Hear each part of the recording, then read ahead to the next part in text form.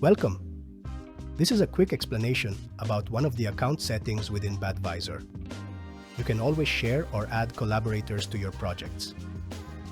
In your project, you can go below under Settings and click in Organization. Here, you can see the name of the organization and add some further information like the handle and the logo. Of course, you can also leave an organization, but if you want to share or add people, simply go to Members and click on Invite Members. Type the email address, select the level of authority this person will have, and click on Send Invites.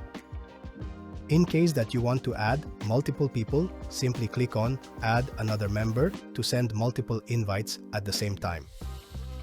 If you click on Pending Invites, you can control if the invitations have been accepted or not.